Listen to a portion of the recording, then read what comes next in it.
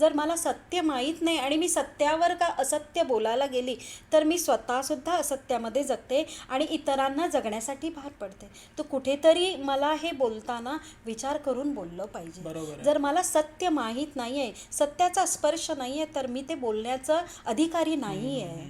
Correct, लक्षात correct. येतं का? आणि म्हणून मग गुमराह केलं जातं. वाटा वेगळ्या वळणा लागतात. असं एक दिवसात, एक तासात, एक महिन्यात साधणारी ही गोष्ट नाही आहे. त्यासाठी पूर्वपुण्याई लागते बरोबर खूप. आहे. करेक्ट. ज्ञानेश्वरांना 14 वर्षात लागलं, पण ते पण केव्हा लागलं? जेव्हा एवढी हेटाळणी झाली समाजाकडून.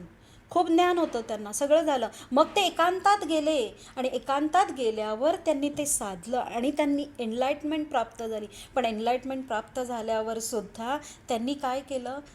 ज्ञानेश्वरी लिहिली, ती एका ग्रंथात लिपिबद्ध केली हो. आणि समाजाला दिली. ह्या समाजाला सुधारण्यासाठी ते थांबले नाही. बरोबर. पण आज मात्र जो उठतो तो गुरु बनण्याच्या भानगडीत जे असत्य आहे त्याला सत्य दाखवण्याचा प्रयत्न करतो. पण सूर्य सूर्य आहे आणि तो तर कोटी सूर्य प्रकाश ऐसी छबी तेरी, त्याला मी शब्दात काय हे करू? करेक्ट. माझी काय लायकी?